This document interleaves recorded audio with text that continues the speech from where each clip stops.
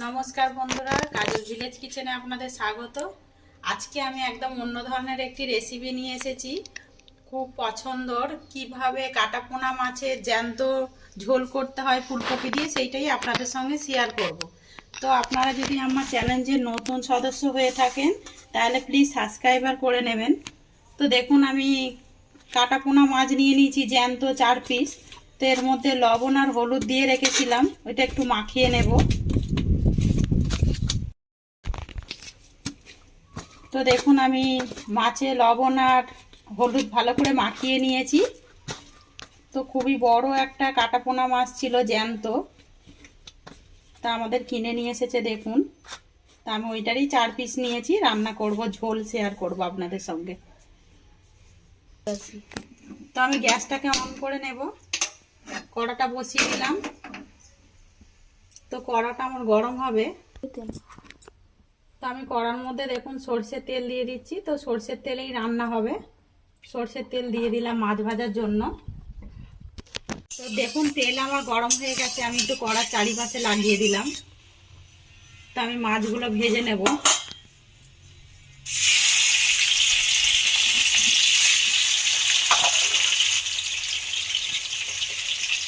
দেখুন, আমি 1 পিঠ হয়ে গেছে, আমি অন্য পিঠটা উল্টে দেবো।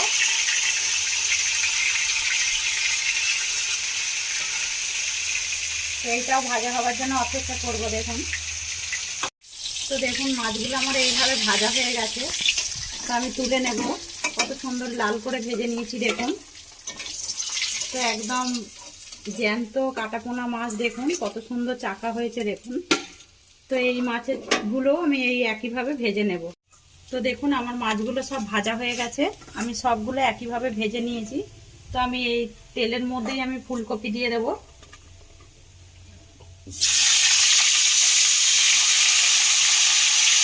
তো ফুলকপির মধ্যে একটু লবণ দিয়ে দেবো, আর দিয়ে দেবো একটু হলুদের গুঁড়ো, দিয়ে ফুলকপিটাকে একটু ভেজে নেব।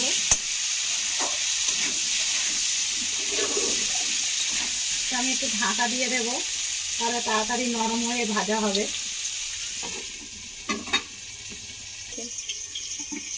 তো দেখুন, আমার ফুলকপি আমি এর আগে নেড়ে দিয়েছিলাম। তো আমার ফুলকপিগুলো কত সুন্দর ভাজা হয়ে গেছে দেখুন। তো আমি এরকমই তুলে নেব। আমি এই মাছেরই একবারে তুলে নিচ্ছি দেখুন।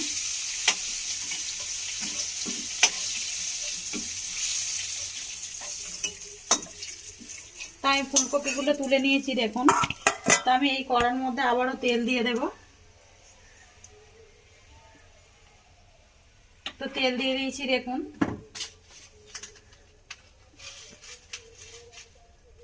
দিয়ে দেবো 5 ফোড়ন,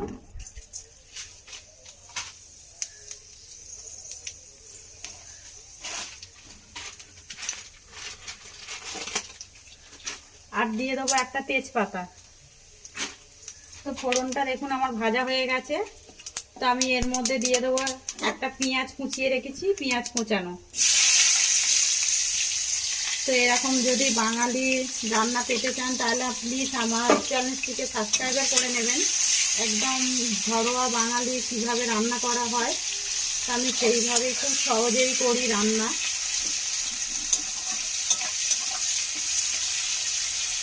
তো আমি এইটা 2-1 মিনিট একটু ভেজে নেবো পেঁয়াজটা। পেঁয়াজটা আমার এরকম ভাজা হয়েছে। তো আমি এর মধ্যে দিয়ে দেবো আলু কেটে রেখেছি, এরকম লম্বা লম্বা করে 2টো আমি আলু কেটে নিয়েছি। আলুগুলোর সাইজ ভালোই বড় ছিল। তো আমি এর মধ্যে দিয়ে দেবো এখন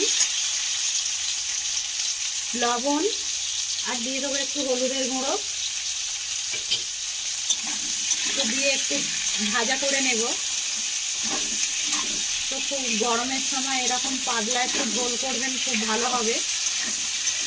আমাদের এখানে একটা পুকুর আছে, ওই পুকুরেরই মাছ, খুব বড় বড় হয়। এর আগের ভিডিওতেও আমার রয়েছে।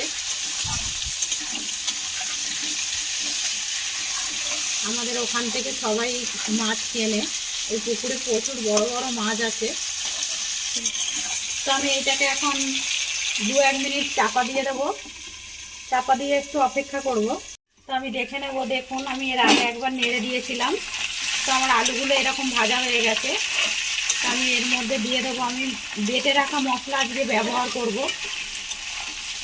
তো বেটে রাখা হাতের মশলায়, বেটে নেওয়া মশলায় তরকারির টেস্ট হেভি ভালো হয়।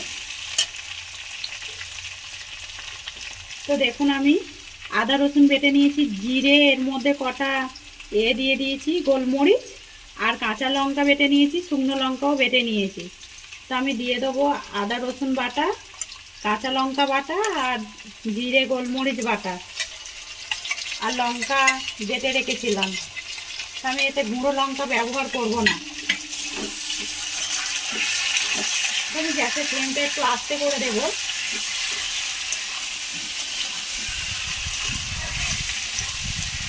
আমি এর মধ্যে দিয়ে দেবো এখন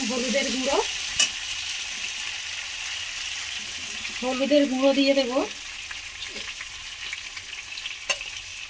তো ঝালটা আপনারা আপনাদের স্বাদ মতোই দেবেন। আমি হলুদের গুঁড়ো দিয়ে দিলাম আর 2-4টে চিনির দানা দিয়ে দেব। চিনিটা দিলে তরকারি ব্যালেন্স ঠিক করে। তো আমি এর মধ্যে মশলা ধোয়া একটু জল দিয়ে দেবো। তো এর মধ্যে আমি একটা টমেটো দিয়ে দেবো। তো দেখুন টমেটোটা দিয়ে দিচ্ছি, একটা কেটে রেখেছি, আর 2টো কাঁচা লঙ্কা দিয়ে দেবো।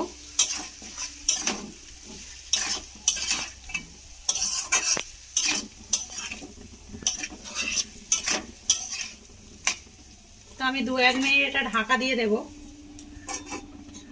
তো আমি 2-1 মিনিটের জন্য চাপা দিয়ে দিয়েছিলাম, দেখুন। তো খুলে নিচ্ছি দেখুন। তো আমি অল্প এতে ধনেপাতা ছড়িয়ে দেবো।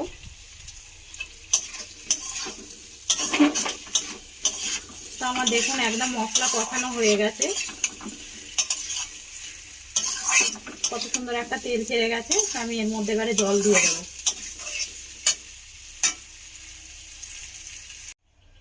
তো আমি এর মধ্যে স্বাদ মতো লবণ দিয়ে দেবো, আমার লবণটা দেওয়া হয়নি। তো আমি লবণ দিয়ে দিলাম, দিয়ে এটাকে আমি চাপা দিয়ে দেবো।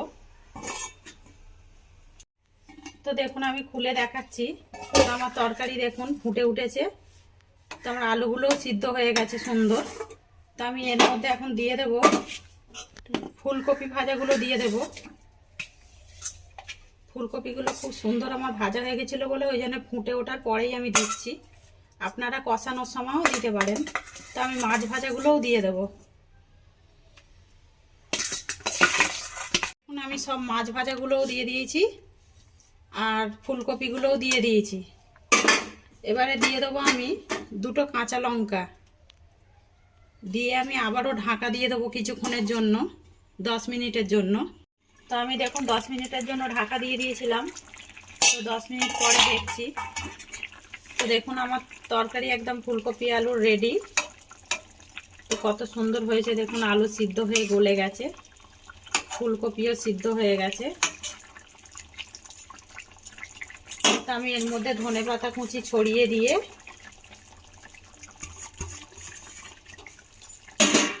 তো এটাকে আমি এখন নামিয়ে নেব, হয়ে গেছে একদম।